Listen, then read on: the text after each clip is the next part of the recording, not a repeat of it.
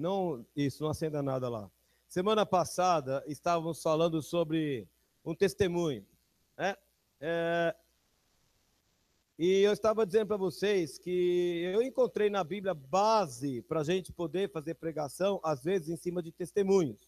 Por exemplo, Estevão contou toda uma história de Israel para criar em cima é, dessa história as bases que o levaram depois a ser apedrejado. Então a gente aprende que é melhor não falar sobre os outros, porque você pode ser apedrejado. Não, era disso, não. É outra coisa. Quantas histórias bíblicas você escuta em pregações? A Janete já perdeu a conta de quantas histórias já contou aqui. Aqui não, lá em cima. Mas você pode contar rapidamente aí. Por exemplo, pragas. As 10 pragas e a Páscoa e a saída do Egito. Você pode pensar que essa luz do meio podia estar acesa também, né? Alguém podia acender só a luz do meio aqui, por favor. Você pode pensar também, Josué e Jericó. Você já ouviu pregação sobre Jericó? Você já deve ter ouvido pregação sobre Eliseu e Elias. Monte Carmelo. Então nós ouvimos, quantas vezes já ouvimos pregações em púlpitos baseados em histórias? E essas estão registradas na Bíblia.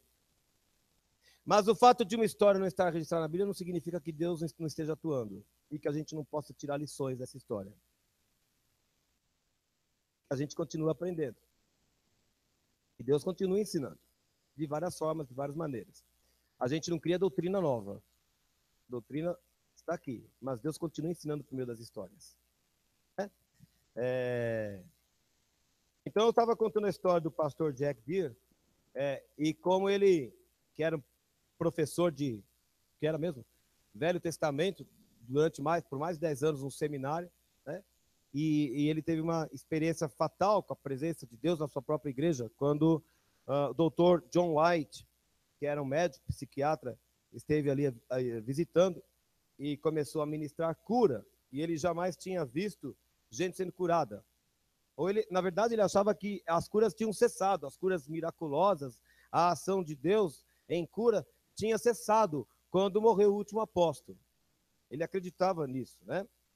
Mas ele ficou chocado quando ele viu Deus curando dentro da sua igreja. E depois que ele se aproximou e ele começou a entender um pouco, ele ficou mais impressionado quando ele viu que ele e o corpo de presbíteros oravam e as pessoas começaram a ser curadas na sua própria igreja pela oração deles.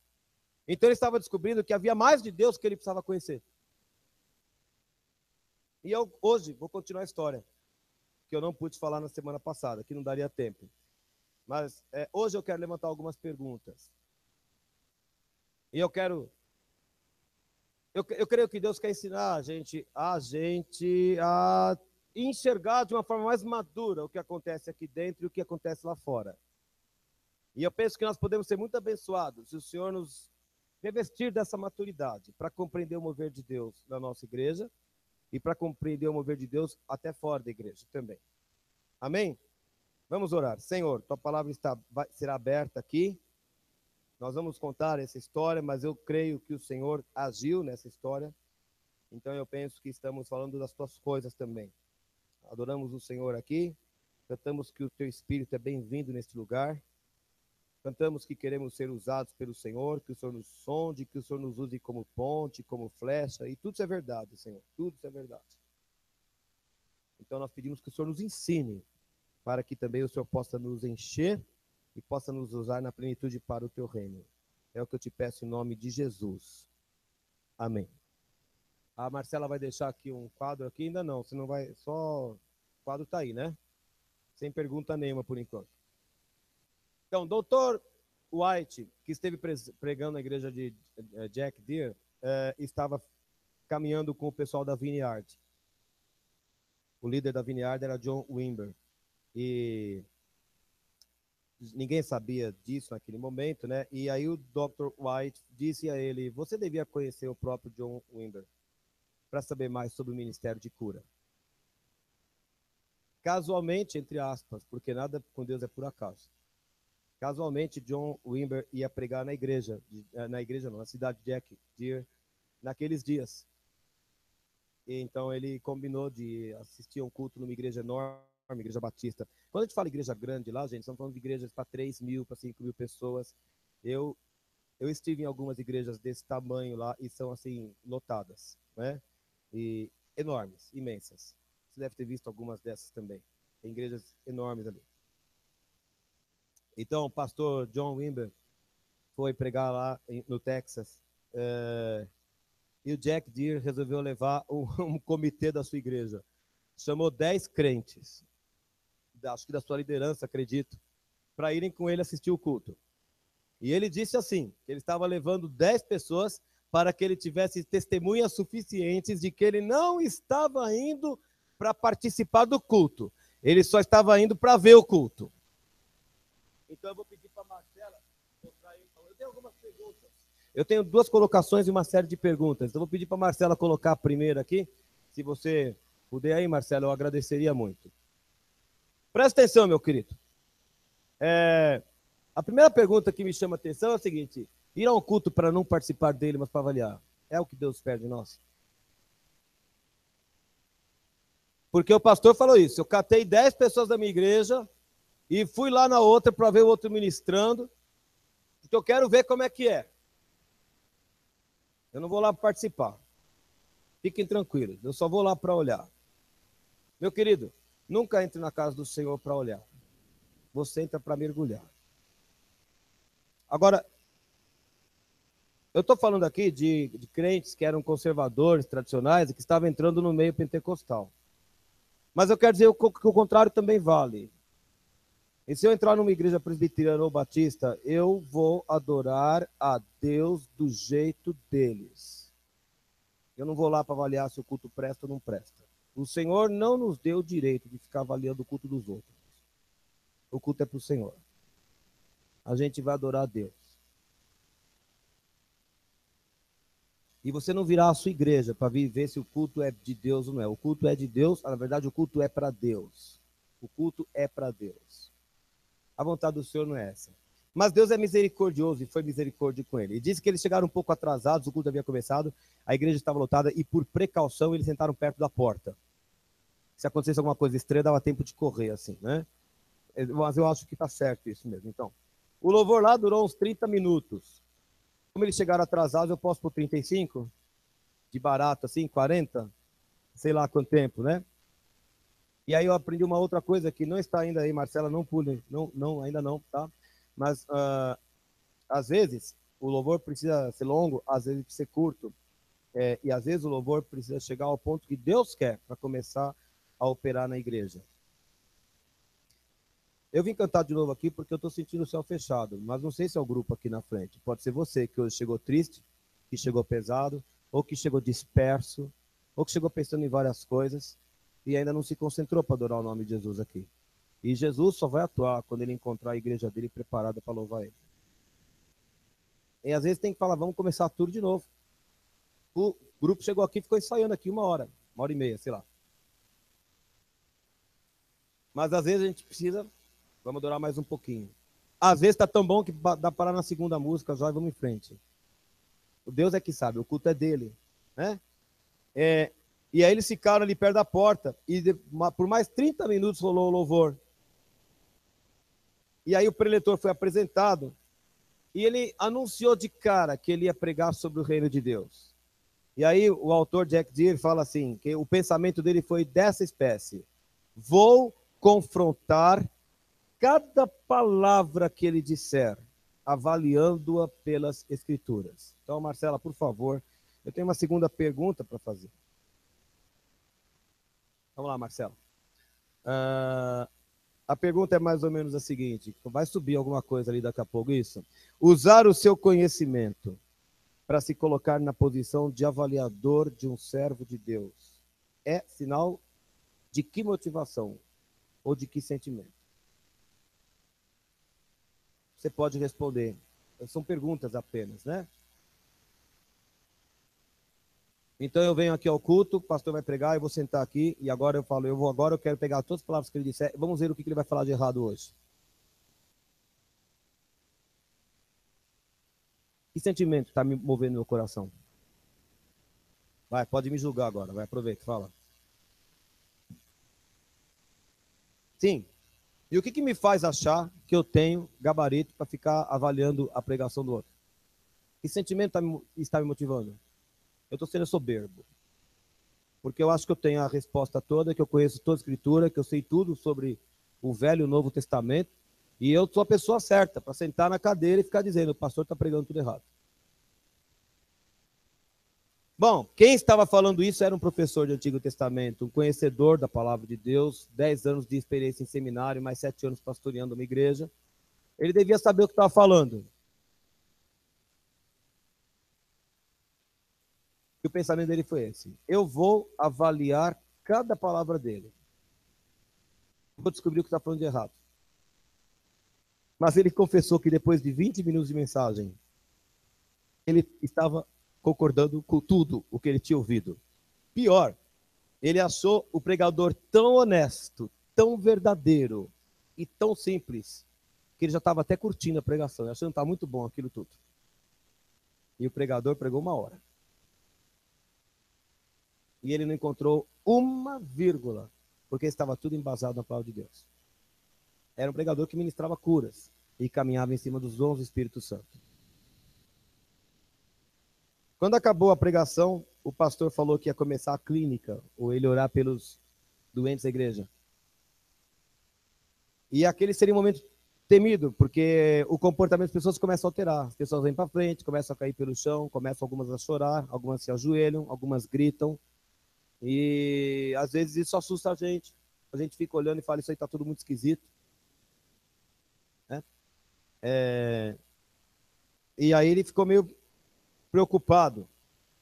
E aí o pregador disse uma coisa mais escandalosa ainda. Ele falou assim: eu agora vou pedir a orientação do Espírito Santo para saber o que ele quer que se faça. E aí o pastor ficou escandalizado, Jack Deere ficou escandalizado, porque ele tinha aprendido na igreja, ele estava na igreja, que a gente só ora a Deus Pai em nome de Jesus e que o Espírito Santo é o mediador. Onde está na Bíblia alguém orando ao Espírito Santo?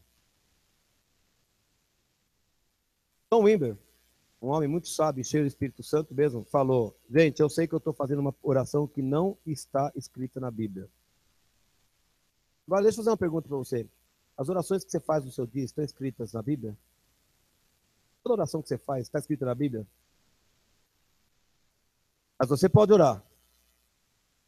Então alguém não pode pedir ao Espírito Santo que venha e dirija e esclareça a vontade dele na igreja? Então eu levantei uma terceira pergunta. Os ensinamentos que recebemos na igreja desde a infância, por mais honesta que seja a igreja, são necessariamente certos? Eu cresci numa igreja tradicional. Eu confio na doutrina que foi me ensinada lá dentro. Eu digo, sempre disse e continuarei dizendo, que a base da minha doutrina veio de lá. Depois eu aprendi outras coisas que não estavam lá. Mas eu não nego a parte boa que eu recebi naquele lugar. Mas quando eu era menino, por exemplo, falavam para mim que o suicida era um perdido. E que se uma pessoa se matasse, ia para o inferno. Eu tenho dificuldade para afirmar uma coisa dessas hoje, pelo que eu conheço da Bíblia. Você, naquele tempo, eu falaria na cara dura. Se a pessoa se matou, ela vai para o inferno. Mas hoje eu tenho ouvido falar tantos pastores que têm se suicidado. Homens de Deus piedosos. Eu tenho dificuldade de acreditar nisso, porque eu não encontrei na Bíblia a afirmação que me defenda isso. Eu posso dizer que a pessoa, em algum momento, a fé dela falhou. Em algum momento, ela entrou em desespero. Em algum momento, ela não manifestou a fé. Mas quem sou eu para dizer que a pessoa foi para o inferno ou não? A Bíblia não me autoriza a dizer isso.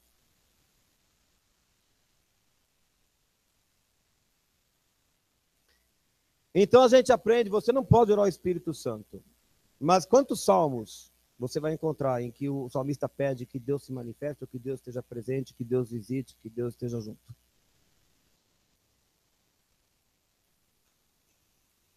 Então John Wimber não estava pregando nada fora da Bíblia. E de novo, Jack Deere ficou confuso. né? Porque a gente faz orações que não estão na Bíblia o tempo todo. Eu peço a Deus que me ajude a entender o poema que eu tenho que ensinar na sala. Com certeza essa oração não está na Bíblia. É verdade. Eu peço a Deus que me inspire a criar um bom tema de redação. Isso não está na Bíblia. Não está na Bíblia. Você pede a Deus que o ajude a entender a matéria da prova. Esse é o Levi tomando Coca-Cola, na hora errada. Ou Fanta. Ou Guaraná. Hora errada, de qualquer jeito. Então ele percebeu que a perturbação dele não tinha fundamento bíblico. E aí ele ficou mais preocupado, porque se a preocupação dele não vinha de Deus, porque não tinha fundamento bíblico, de onde vinha essa preocupação? Por que a gente se incomoda com as coisas no culto? O incômodo vem de Deus mesmo? Mas se ele não vier de Deus, de onde ele está vindo? E isso deixou o pastor muito preocupado. E aí, então, ele fez silêncio na igreja. E ele orou ao Espírito Santo que mandasse a direção e ficou esperando no silêncio. O pastor em silêncio lá na frente, a igreja toda em silêncio lá na congregação, esperando aquele silêncio que não terminava nunca. E aí? Tem uma hora que o silêncio incomoda. E a gente tem a sensação de que o líder não sabe muito bem para onde está indo. Mas ele tinha que esperar o Espírito Santo falar. E tem que esperar o tempo do Espírito Santo. Quando o pastor percebeu que as pessoas estavam ficando meio incomodadas, ele já foi logo falando a Bíblia. Não se preocupem, Deus é bom. A Bíblia fala assim, que nós somos pais, e nós que somos ruins sabemos dar coisas boas aos filhos, quanto mais o Senhor dará o Espírito Santo àqueles que o pedirem. Deus não vai dar escorpiões nem cobras. Deus vai dar Espírito Santo, se a gente pedir o Espírito Santo. E com essa palavra que é bíblica, tá lá, Jesus falou isso. Ele tranquilizou a igreja. E aí ele disse uma coisa mais escandalosa. Os únicos demônios que se manifestarão aqui são os que vocês trouxeram consigo mesmos. Então, se houve algum momento de tranquilidade, tal tranquilidade foi embora quando o pastor sugeriu que algumas pessoas crentes poderiam estar manifestando o demônio naquele momento. E aí vem uma quarta pergunta. E aí? Um crente pode estar sendo perturbado por um demônio? Nós vimos domingo aqui. Quarta pergunta aí, Marcela. É possível, deixa eu dar uma pergunta, é possível que haja demônios escondidos na vida de um crente? Ocupando algumas áreas, ocupando uma parte do coração, ocupando uma parte da sua mente? Deixa eu fazer uma outra pergunta.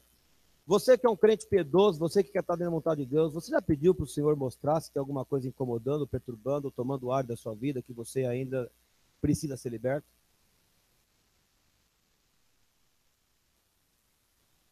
São perguntas que incomodam. São perguntas que incomodam.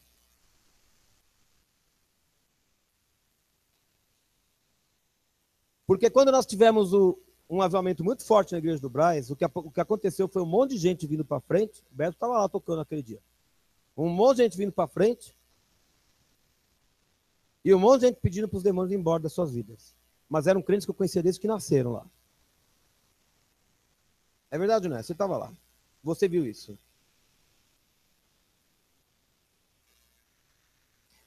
Não precisa me contar. Não precisa me contar. Mas você tem certeza de que você está 100% limpo?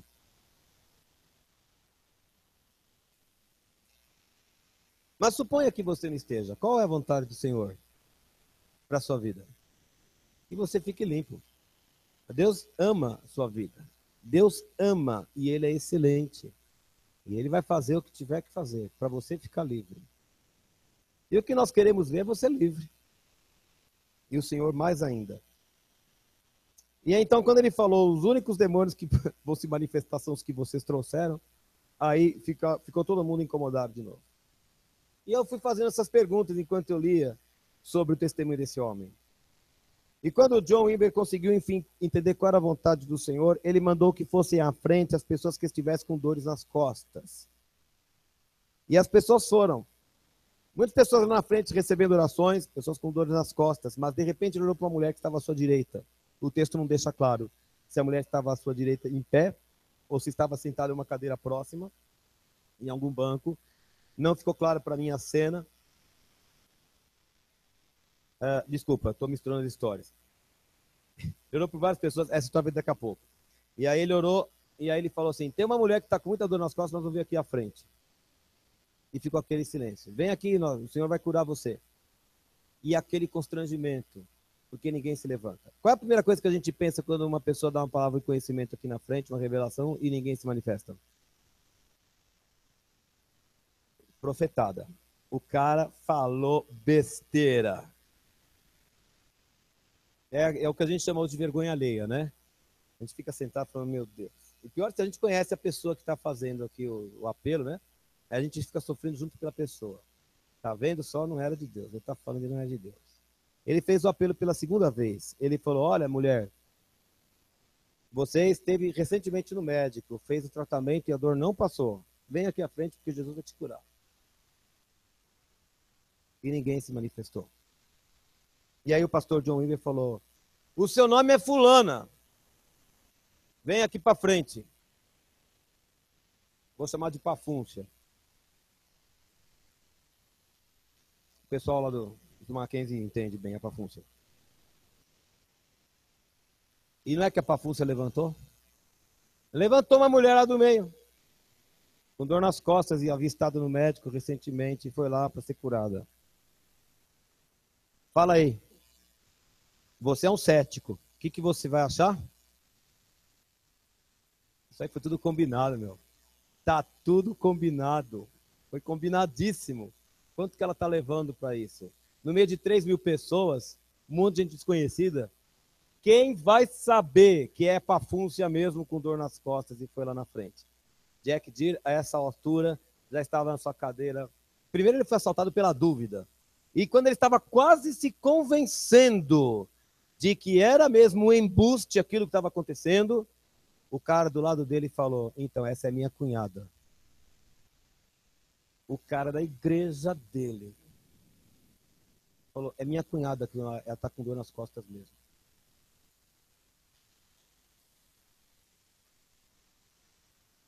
Eu queria que você abrisse 1 Coríntios, capítulo 14. Jack Deere conhecia aquele homem. Aquele homem do seu lado era da liderança da sua igreja. Ele conhecia a família. Ele falou, esse pessoal aqui não vai brincar comigo. Eles não estão falando mentira. Isso está acontecendo. 1 Coríntios. Fique você sabendo que muitas vezes o Senhor dá revelação aqui, as pessoas vão vir à frente porque elas têm vergonha. A maior parte das vezes, o Senhor está dando a informação, a pessoa está aqui transmitindo o recado, o outro não vê porque ele tem vergonha. E é por isso que ele vai embora sem a sua bênção. Porque o Senhor falou, vem aqui à frente que eu vou te curar. O Senhor não revela o nome de uma pessoa para fazer o serviço pela metade. Seria uma incoerência Deus revelar uma pessoa aqui que está com frieira no pé, para a pessoa vir à frente e voltar embora, e ir embora para casa com a frieira e não ser curada disso. Deus não brinca com a gente desse jeito. Deus é bom. Nós é que brincamos com as pessoas, mas Deus não brinca. Em 1 Coríntios, capítulo 14, foi isso que o pastor lembrou. O que diz lá os versículos? O que dizem lá os versículos 24 a 26? Acho que é isso. Porém, se todos profetizarem e entrar algum incrédulo ou indouto é que não conhece, incrédulo é que não quer crer. O pastor que estava lá não queria crer, indouto ele não era, ele era mestre da palavra, mas era incrédulo em relação aos dons. Se entrar um incrédulo ou indouto, ele é convencido e por todos julgado. Não é julgado para ser recriminado ou para ser expulso, nada disso. É que as intenções ficam claras, porque Deus está revelando. E tornam-se manifestos todos os segredos do coração. E prostrando-se com a face em terra, adorará a Deus, testemunhando que Deus está de fato no meio de vós. Vocês sabem por que eu amo quando ocorre o mover profético nessa igreja? Eu já tenho dito isso algumas vezes. Porque quando há profecia é sinal de que Deus está na casa. E esse versículo me diz que quando Deus está na casa, o que a gente tinha que fazer é todo mundo ajoelhar com a cara no chão de temor de Deus, porque Ele conhece todos os desígnios do nosso coração e nada passa escondido dele. Pois esse Deus sabia o nome daquela mulher, sabia o que ela tinha, sabia por onde ela esteve, sabia tudo. E Deus revelou para um servo dele, não para expô-la. Porque nós vivemos uma geração em que todo mundo é para expor. Você quer me expor? Não, é para curar. É para curar e era para ser testemunho para a igreja toda de que Deus está curando naquele lugar. Liberte-se desse negócio de ser exposto. Liberte-se disso, em nome de Jesus. Deus não quer nunca te envergonhar. Deus quer te curar. E a glória é dele. Então, que fazer, pois, irmãos, quando vos reunis? Um tem salmo, outro doutrina, outro traz revelação, o outro traz língua e outro interpretação, e seja tudo feito para edificação. Essa é a veia do culto de quinta-feira. Às vezes o culto de quinta-feira tem sido só de testemunho. Desculpa, você não pediu para falar nada, ele nem comentou comigo. Eu é que penso que às vezes o culto é muito bom, mas eu gosto de ouvir testemunhos, mas eu fico um pouco incomodado quando a gente só tem testemunho. Ninguém traz uma palavra, ninguém traz uma intercessão, ninguém traz uma revelação. Eu quero ouvir o que Deus está falando para as pessoas. Eu quero ouvir. Quero saber o que Deus está falando. Nada contra os testemunhos, porque Deus está agindo na sua vida e eu fico grato por isso. E sabe o que ele descobriu? Ele descobriu, então, Jack Deere descobriu que ele tinha o conhecimento teórico das Escrituras, mas ele teve que reconhecer que John Wimber tinha o conhecimento prático das Escrituras. Isso está na Bíblia? Isso está na Bíblia. Se você abrir lá em põe lá a quinta pergunta, Marcelo, eu já até pulei, né? Deixa eu fazer uma pergunta. Se ninguém se manifestar, é prova de que o profeta falhou? Porque a primeira coisa que nós pensamos, ele falou errado porque ninguém apareceu na frente. Só um minutinho, só deixa eu terminar a frase, só o raciocínio. Se nós quisermos ser honestos no julgamento da questão, nós devemos reconhecer que há duas partes trabalhando. Um que entrega a palavra e outro que recebe. E a pessoa pode estar certa para entregar a palavra. Mas precisa ver se quem recebeu a palavra vai ser muito corajoso de se expor. Como a mulher do fluxo de sangue. Que ninguém precisa revelar. Mas ela passa no meio de todo mundo. Embora fosse contra todo o costume da época. E vai tocar nas vestes de Jesus. E quando Jesus perguntar quem me tocou, ela vai e fala, fui eu. A gente não gosta de se expor. Mas Jesus ama quando a gente faz isso.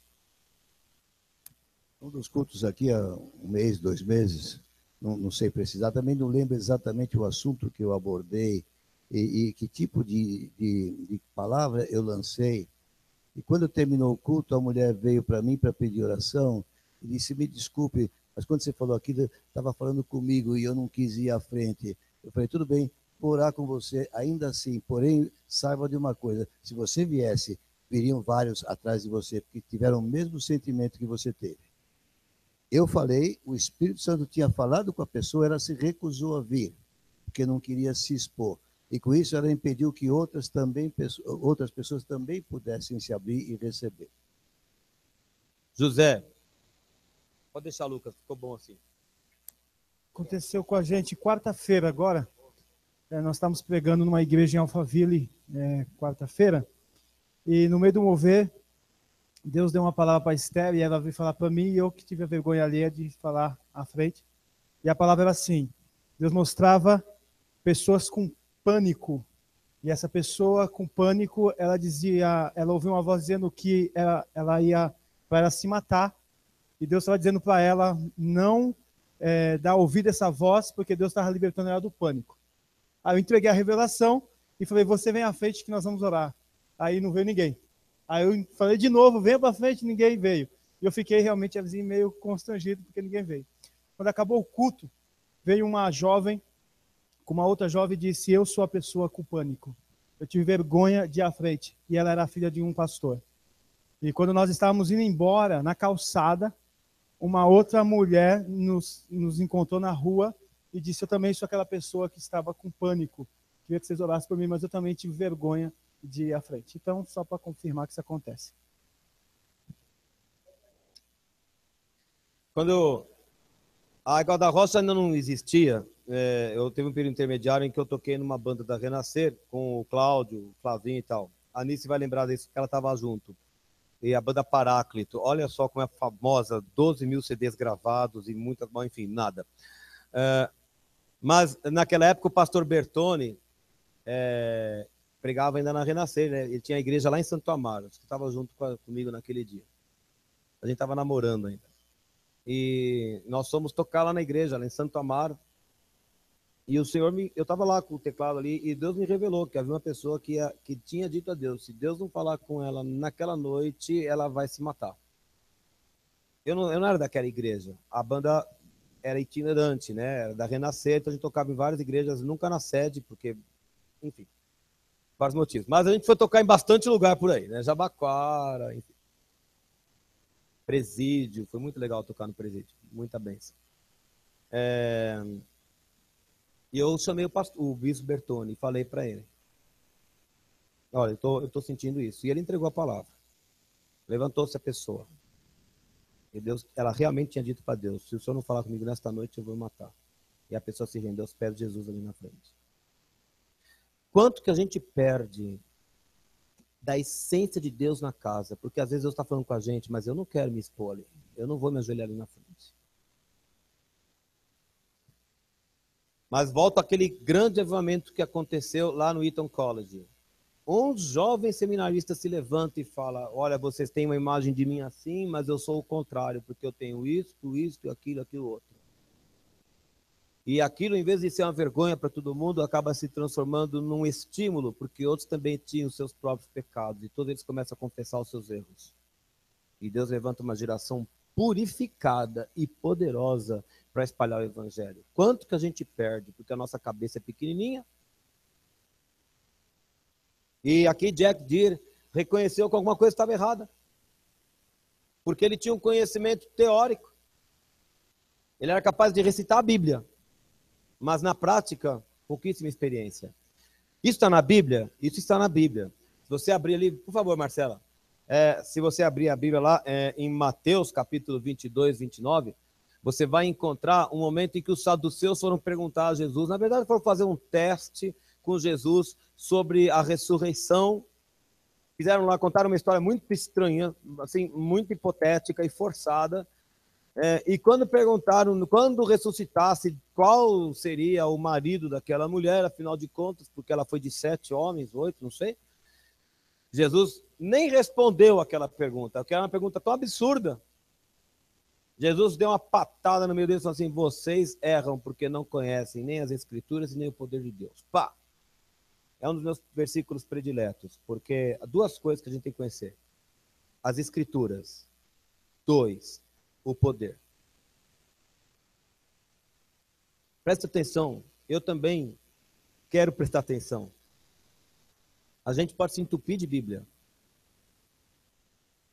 mas a gente tem que provar do poder de Deus. Ele tem que estar fluindo aqui das nossas mãos, da nossa voz, dos nossos pés, do nosso corpo, do nosso coração. Ele tem que estar fluindo.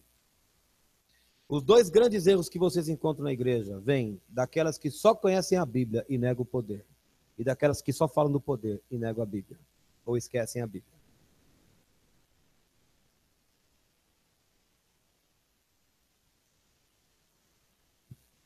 Mas Jesus disse, errais, porque não conheceis nem as Escrituras, nem o poder de Deus. E o nosso desejo nesta casa tinha de ser, Deus, eu quero conhecer a tua palavra. Para isso que a gente tem curso, para isso que a gente estuda aqui, mas eu quero conhecer o teu poder. Eu preciso conhecer o teu poder. E Jack Deere teve essa compreensão muito clara. Eu preciso conhecer o poder de Deus.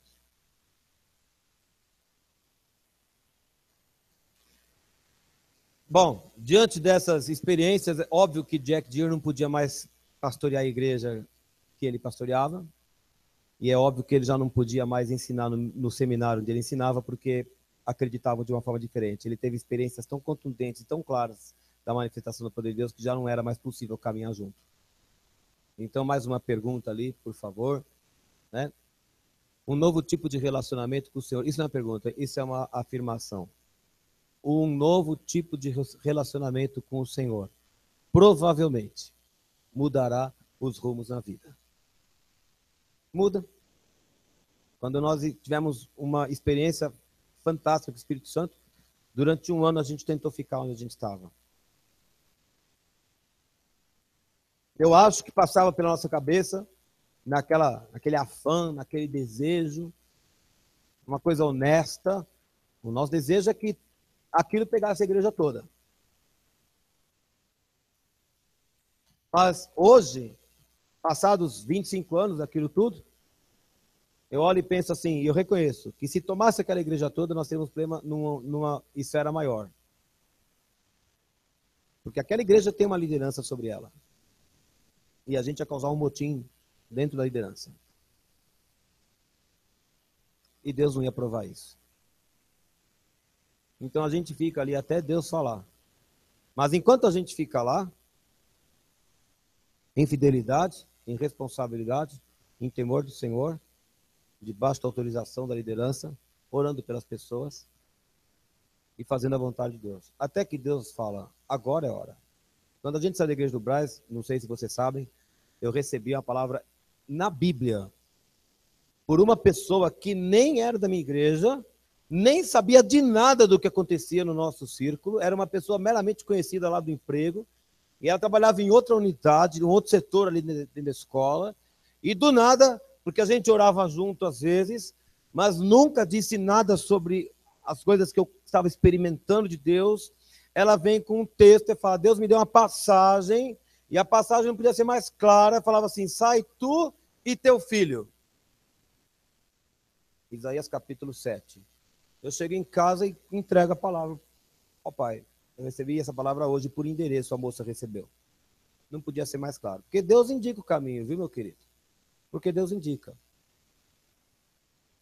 Deus indica, você não precisa ter pressa. Deus fala, Deus fala, Deus fala. Fica na boa. Deus fala.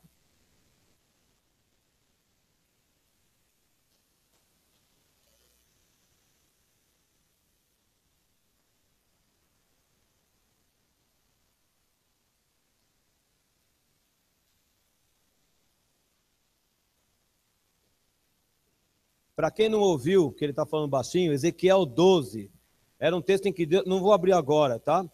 Era um texto em que Deus está falando com ele já fazia alguns dias ou semanas. Então, aqueles dias, Deus, ele sabia que Deus estava fazendo alguma coisa lá e que estava para acontecer. Aí eu chego com a notícia, e ele fala, então agora veio o sinal. Deus dá o sinal. Deus esclarece, Deus fala. E quando você começa a andar nesse mover, que Deus fala com você, você não tem mais dúvida sobre o que você tem que fazer. Você faz. E vai tranquilo. Muito bom.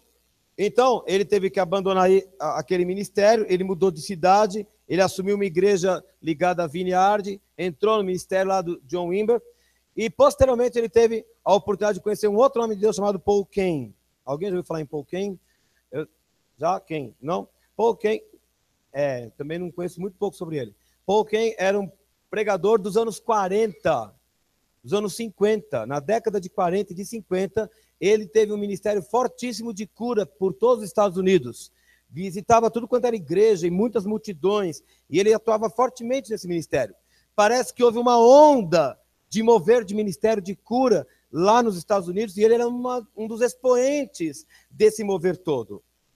E ele foi, então, apresentado a Paul Cain. E depois de 2 ou 3 conversas, ele já estava caminhando junto com ele. Paul Cain foi um homem que, como eu disse, trabalhou muito, mas o que aconteceu? Agora escuta o que eu estou falando aqui, presta atenção. Houve tantos exageros e houve tantos abusos de outras pessoas do círculo evangélico que distorceram tanto o movimento que Paul Cain, por um tempo, falou, não quero mais ministrar. Então presta atenção, meu querido. Quando você encontra bizarrices acontecendo fora ou em outras igrejas, e há muitas bizarrices acontecendo, isto não quer dizer que o movimento original de Deus não aconteceu. Pelo contrário, Isso é sinal de que houve um movimento genuíno de Deus e que pessoas, porque talvez tenham se corrompido, porque talvez não tinham conhecimento suficiente, porque talvez tivessem arrogância ou soberba, alguém se desviou. Mas o movimento original, genuíno e de Deus existiu. E Paul Cain falou, vou parar de ministrar porque estava sendo mais confundido com os outros que estavam praticando seus excessos. Eu não preciso ficar elencando excessos. Entre na internet e procure as mega igrejas aí, você vai encontrar vários excessos. E hoje eu não vim falar dos excessos. Os excessos apenas confirmam que Deus começou há 20 anos, 25 anos, um mover glorioso nesse país.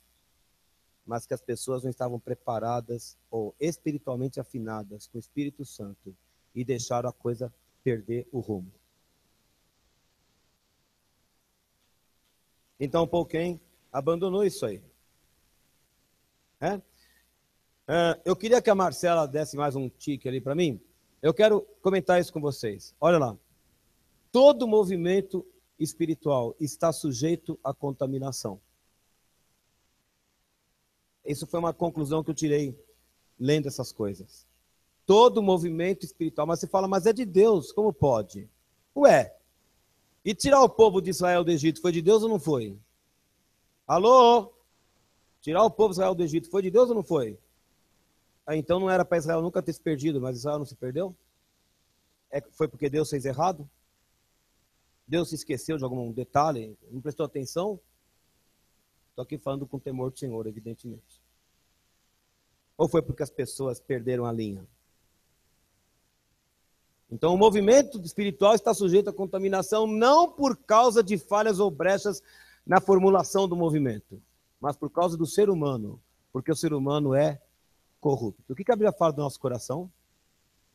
O nosso coração é enganoso, desesperadamente corrupto. E crentes, infelizmente, têm coração também. E pode acontecer com a gente. E é por isso que o trabalho do cristão é todo dia pôr a cabeça no chão e pedir, Deus tenha misericórdia de mim, não me deixe errar. E a igreja, a liderança da igreja tem que pôr a cara no chão e tem que falar, Senhor, tenha misericórdia de nós, não nos deixe errar. Porque estamos sujeitos a isso. Nós devemos reconhecer nossa condição humana, mas devemos ter segurança de que Deus está nos guiando. Porque Deus conhece o coração honesto. E Deus cuida desse coração. Porque o assunto é dele. Então isso significa que o movimento tem que ser contido? Eu estou falando isso porque eu já ouvi dessa igreja aqui, de pessoas dessa igreja. Isso aí é muito emocionalismo, eu prefiro que não faça nada. Isso aqui a pessoa está forçando, ela está fingindo, então é melhor não fazer nada. Presta atenção, meu querido, eu não tenho que parar de fazer a obra de Deus do jeito que Deus nos deu por causa dos outros. Eu tenho que fazer o que Deus mandou. O que o outro vai fazer é problema dele com Deus. Isso está na Bíblia? Isso aconteceu desde Atos. Vamos lá em Atos? Eu não vou ler o texto todo, que ele é longo. Atos capítulo 8. Se eu te provar que isso aconteceu desde Atos, você vai acreditar que não é muito diferente de hoje, por favor? Já estou terminando, viu? Atos capítulo 8. Atos capítulo 8 vai contar a história de Simão. Filipe, diácono, tinha descido a Samaria, estava anunciando a Cristo. Aí tinha cura, tinha espírito imundo que era expulso, um alvoroço na cidade, muita gente se convertendo. E tinha um mago lá chamado Simão. Ele praticava ilusionismo, enganava uma porção de gente. E todo mundo era chamado assim, o poder de Deus, o grande poder. Todo mundo achava que ele era de Deus, mas era ilusionista. E quando ele ouviu o evangelho, a Bíblia fala que ele creu. E ele foi batizado, ele abraçou a fé e foi batizado. E ficava acompanhando Filipe extasiado, porque não era ilusionismo, era cura de verdade. As curas estavam acontecendo, as libertações estavam ocorrendo, e o mago ficava impressionado de ver que existia um poder maior que o dele. Então, os apóstolos desceram a Samaria, no versículo 14, foram lá Pedro e João, e eles começaram a orar pelas pessoas e elas receberam o Espírito Santo. Não sei se elas caíam, mas elas estavam recebendo o poder do Espírito Santo. E no versículo 17 fala que eles impunham as mãos e aquelas pessoas recebiam o Espírito Santo. E quando Simão viu Isso, ele falou, mas isso é demais, isso é formidável, eu quero uma coisa dessa para a minha vida. Quantas pessoas se unem aos grandes ministérios porque veem uma manifestação honesta do poder de Deus e elas querem de fato participar daquele mover, só que elas não sabem como. E o que foi que o Simão fez? Ofereceu dinheiro. Tem gente que oferece carro, tem gente que oferece casa. Me dá um pouco do seu poder aí. Me deixa você participando dessa festa. A diferença, pai, desculpa se eu estiver errado, a diferença entre o que acontece hoje e o que aconteceu com Pedro naquele momento, é que Pedro discerniu e falou, você não tem parte conosco porque a motivação do seu coração é errada. E muitas vezes nós, hoje, não percebemos a motivação do coração das pessoas e vamos recebendo tudo de qualquer jeito.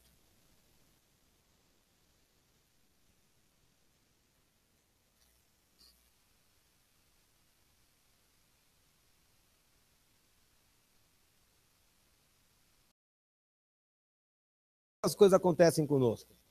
Acontecem, por exemplo, como em Josué, capítulo 9.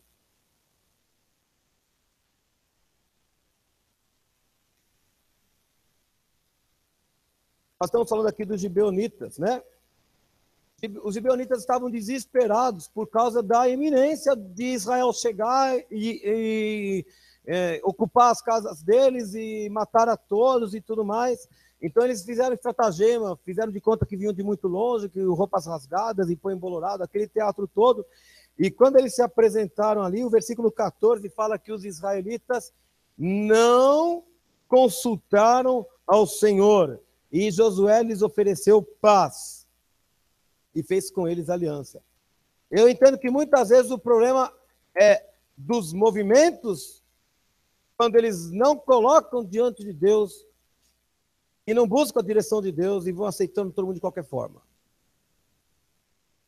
Mas eu vou voltar a dizer, o movimento espiritual é honesto, é legítimo e é verdadeiro o que Deus faz no nosso meio. Por isso que Paulo fala para Timóteo que não é para impor precipitadamente as mãos sobre ninguém. A pessoa tem que ser provada e testada e provada e testada até que se saiba que ela está realmente alinhada com a vontade de Deus em sua vida e que ela vai causar bênção e não dano. Já vem o pastor aqui de novo. Eu tenho medo de ser corrigido aqui. Eu não deixei ele ler dessa vez. Há dois lados. Há um caso de infiltração mesmo. Essa igreja teve vários casos de infiltração. E um dos problemas dessa palavra que é entregue por aí é que, às vezes, tem gente infiltrada entregando coisa. Invariavelmente, o infiltrado não segue orientação pastoral para exercer o dom. Não quer que faça assim? Vai lá e faz. Não é desse jeito que faz? Vai lá e faz. E continua. Essa incapacidade de obedecer liderança é um indício de infiltração. O outro problema, o outro lado, é que a pessoa sincera e honesta, se ela for tomada pela soberba, ela começa a exagerar no dom. Ela começa a não ouvir mais a voz de Deus e vai fazendo porque ela aprendeu a sentir e fazer, mas ela se ensoberbece, ela acha que é coisa demais. Aí é o perigo.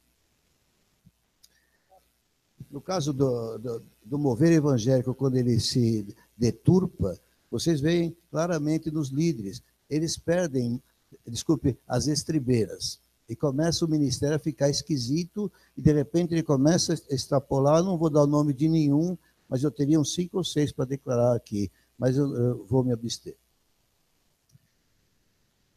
Eu não estou aqui para ficar estudando o movimento evangélico nas igrejas. Acontece que às vezes eu ouço coisas e eu olho para vocês, às vezes na igreja, e eu vejo que tem gente que parece que tem receio de voltar a se entregar ao Espírito Santo e deixar o Senhor fazer o que Ele queira. Mas deixa eu te contar um segredo. É legítimo o que Deus faz no nosso meio. É legítimo, é de Deus. E Ele quer voltar a fazer o que Ele fazia desde o começo. Eu sei que Ele quer. Mas o que eu estou mostrando para vocês na Bíblia é que essas coisas sempre aconteceram. Olha o caso de Paulo. Eu estou em Filipenses capítulo 1. Eu estava meditando sobre essas coisas esses dias. Olha Filipenses capítulo 1, versículo 12. Paulo disse assim: eu quero ainda, irmãos, cientificar-vos de que as coisas que me aconteceram, para quem não sabe, as coisas que aconteceram é que ele estava preso, tá bom? Ele estava preso por causa do nome de Jesus.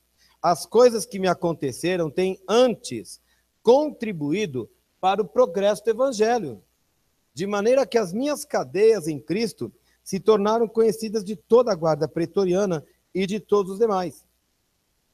E a maioria dos irmãos, a maioria, estimulados no Senhor por minhas algemas, ousam falar com mais desassombro a palavra de Deus. Agora o contraponto. Alguns efetivamente proclamam a Cristo por inveja e porfia. Tinha gente, Israel, que estava pregando o evangelho não é por causa do perdido, queria ver o perdido salvo. Eu acho que tinha gente competindo. Oh, agora Paulo está preso, eu vou levar mais gente a Cristo do que Paulo. Eu não sei, estou imaginando aqui. Tinha gente que estava pregando o evangelho e não era pelo motivo certo. Sempre haverá, gente. Sempre haverá alguém que está fazendo a obra de Deus e não é pelo motivo certo.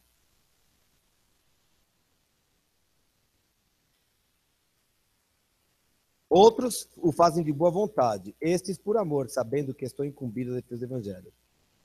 Aí no versículo 18, ele fala: todavia que importa? Se Cristo está sendo pregado de qualquer modo, quer por pretexto, quer por verdade, com isto me regozijo, sempre me regozijarei. Algumas pessoas achavam que Paulo ficaria mordido e assim, mordeu o cotovelo de raiva, alguma coisa assim, porque eu estou preso aqui, não consigo pregar, e agora o outro lá pegou e começou a pregar na praça para todo mundo. Paulo falou: não estou nem aí. Estou nem aí. Se Cristo está sendo pregado, para mim é o que importa. Não estou falando que a gente deve fazer a obra de Deus pelos motivos errados. Eu estou falando que Paulo não se preocupava com isso. Essas pessoas que pregaram pelos motivos errados vão se entender com Deus depois. Porque cada um será avaliado por Deus conforme edifica. Veja cada um como edifica. Mas não é problema meu nem seu. Nosso assunto é fazer a vontade de Deus. E o nosso fogo pelas coisas do Espírito Santo muitas vezes apaga, porque a gente está muito olhando para o lado. E discernindo se ele lá está tocando no Espírito, se ele aqui está tocando no Espírito, se ela está cantando no Espírito. O problema dela é com Deus. Meu problema é fazer a vontade de Deus. Eu tenho que vir aqui com os dons que Deus me deu, eu tenho que estar preparado para deixar que Deus os use. É isso que Deus quer de nós. Eventualmente alguém vai fazer mau uso da palavra. Esperamos que não, mas pode acontecer. Agora amanhã todo mundo com a chave bíblica aqui para ver o que o José vai falar, hein? Vou anotar, viu, rapaz? Está gravado, depois a gente vai ver lá como é que é esse negócio aí. Então, Paul quem viu, né? Ele viu o lado bom e ele viu o lado ruim do movimento cristão. Ele viu que muitos homens começaram muito bem, homens piedosos, e depois se perderam.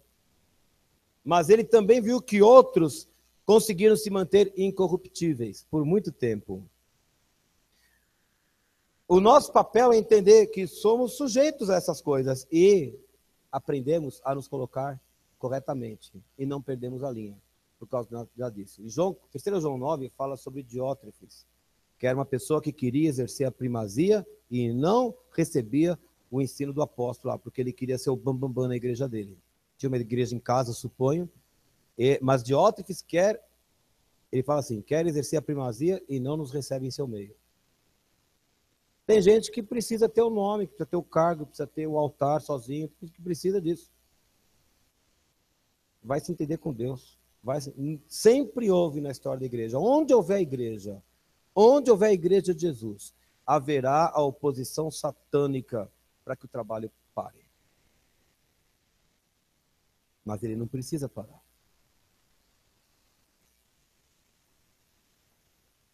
Então, estou terminando, viu? Que eu estou contando para histórias aqui para vocês. Em 88, então, Jack Deere esteve com Paul Cain numa igreja também de cerca de 3 mil membros. E seria uma semana de ministração. Nas 2 primeiras noites, Jack Deere pregou e o outro não queria. Paul Cain lá no canto, não queria pregar, não queria entregar a palavra. O outro até estava achando estranho isso, mas na 3ª noite, Paul Cain pediu a palavra, pregou sobre o reino de Deus. O nosso assunto é pregar o reino de Deus, meu querido. Últimos dias, é hora de pregar o reino de Deus. E de exercer o reino de Deus. Exercer o reino de Deus. Nós somos ministros do reino do Senhor. Nós executamos a vontade do Senhor na terra. É isso que nós estamos aqui para fazer. Amém? Então o homem estava lá, pregando, e aí sim, ele mandou vir todos os diabéticos. Aí vieram os diabéticos, agora tinha essa mulher do lado aí que eu tinha errado naquela hora. Aí apareceu, agora ela apareceu na hora certa, e enquanto ele orava pelos diabéticos ali na frente, ele virou para a mulher e falou: você aí não tem diabetes, coisa nenhuma. A sua contagem de açúcar é baixa. E eu vejo que você se senta numa cadeira amarela. E você não consegue dormir à noite porque você tem alergias terríveis. E a sua válvula do seu coração, que está funcionando mal, vai funcionar direito agora. O seu pâncreas também vai funcionar direitinho. Foi o diabo que trouxe para você essa doença nervosa. E o marido dela do lado chorando copiosamente ali. E Jack Deere tinha lá, estava acompanhando, ele nunca tinha visto revelação tão específica, em tantos detalhes, sobre a situação da mulher. E aí Paulo falou para o marido: o Senhor interrompeu, a hora que ele põe no pretérito, interrompeu esse plano, acabou. Você não terá nenhum ataque de nervos. E aí ele falou: bom, era isso que Deus queria que eu fizesse. Foi, sentou e não falou mais nada. Essa é uma coisa impressionante dos grandes homens de Deus. Eles sabem quando falar e sabem quando tem que parar de falar. Eu não tenho que falar mais nada. Pá. Deixou o homem chorando lá, a mulher chorando ali também.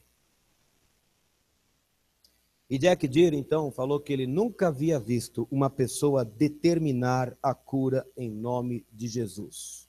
Aliás, ele nunca tinha visto uma pessoa revelar com tanto detalhe e em seguida determinar uma cura em nome de Jesus. Sabe o que Deus lembrou a ele? Eliseu. Os exércitos dos sírios queriam atacar por aqui, queriam atacar por ali, e Eliseu falava: vai chegar por aqui. Depois vai chegar por ali. Vai chegar por acolá. E o rei dos sírios falou: tem alguém de brincadeira aqui, dedo duro. Parei. Nós vamos emendar essa história agora no culto de amanhã. Você não vinha amanhã, agora você terá de vir para ver o final do capítulo. Vamos embora. Olha isso. Mas eu não ia falar mais, eu ia só falar isso. Calma. E aí ele lembrou, vamos deixar Eliseu de lado.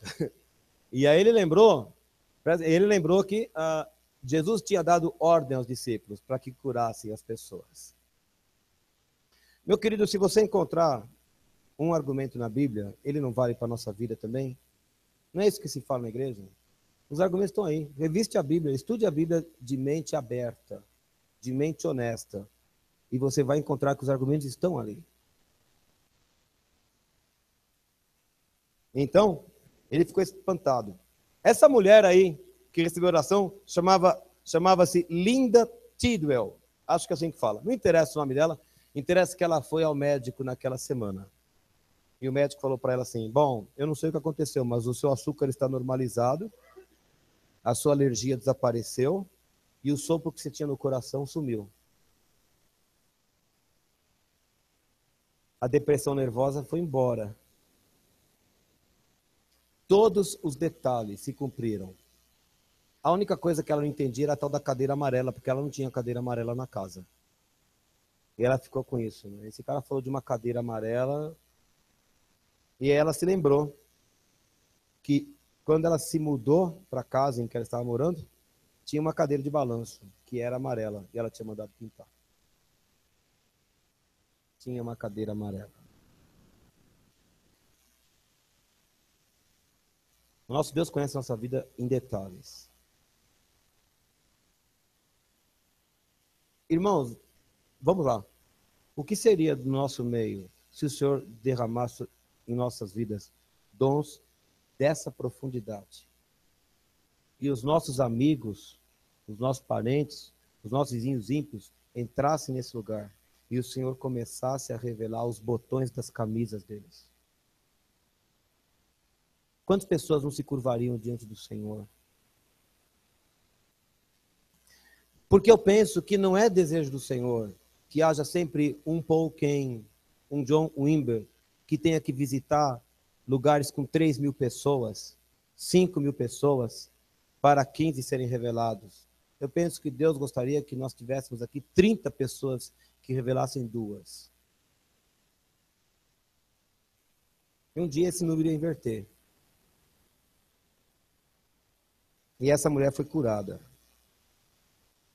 E eu queria terminar isso aqui dizendo que o ministério de cura... Marcela, tem mais uma pergunta, né? Eu até esqueci. Bom, já respondi, né? Os argumentos que justificam o detalhe e a ordem da cura são bíblicos? São. Deus mandou. Deus nos deu uma procuração para fazermos. E eu queria terminar essa palavra, é um testemunho, na verdade, né? Dizendo que o ministério de cura, assim como todos os ministérios que estão envolvidos no mover do Espírito Santo, está sujeito a desvios que impedem o avanço. Não porque Deus perca a mão, é porque nós mesmos nos corrompemos e nos desviamos muito facilmente da vontade de Deus. Mas se nós aprendermos e conhecermos profundamente os mistérios da manifestação dos dons do Espírito Santo, e se nós aprendermos os princípios de Deus, do que moldam o caráter do crente, a forma de pensar do cristão, e se nós aprendermos a andar debaixo da orientação do Espírito Santo, como fez o pastor que ficou ali esperando que Deus dissesse o que era para acontecer, a gente não precisa ter medo. Porque se Deus guiar, vai ser bênção. Sempre vai ser bênção. Quantos aqui? Eu sinto que eu devia perguntar isso, eu não estava programado. Quantos aqui tem visão? Quantos aqui tem visão aberta e recebe visão de Deus? Eu creio que Deus quer aumentar a visão de vocês. Eu creio que Deus quer dar mais. Quantos aqui têm orado por doentes e têm visto Deus curar? Eu penso que Deus quer aumentar isso em nossas vidas. Quantos aqui têm entrado na casa do Senhor e discernem quando há um espírito que atormenta uma pessoa? Quantos aqui têm o dom de discernimento e olham e falam, estou vendo que aquela pessoa está atormentada por um demônio? Quantos aqui têm esse dom? Deus quer aumentar isso em nossa vida. Deus quer aumentar. Quantos aqui falam em línguas? Deus quer expandir esse dom no nosso meio. Quantos aqui gostariam de ter interpretação das línguas? Ou quantos aqui já têm interpretação? Quantos querem ter mais? Se a gente pedir o Espírito Santo, ele vai dar cobra, escorpião. Alô, o que a palavra de Deus fala? Não! Ele vai dar o Espírito Santo. Ele promete, ele promete. Do que você tem medo? Do que é que você tem medo?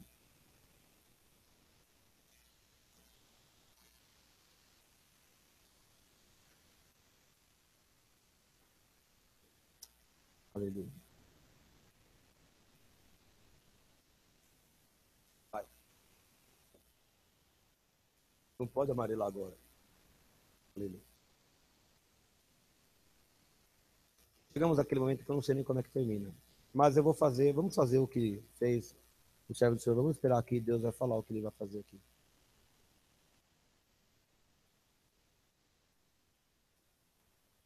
Não fique olhando para minha cara, nós vamos buscar o Senhor. Peço que você fique em pé.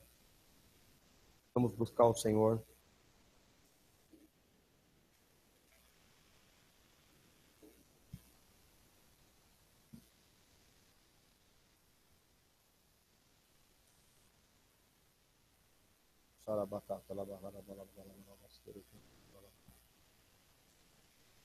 Saca, saca, saca, saca, saca.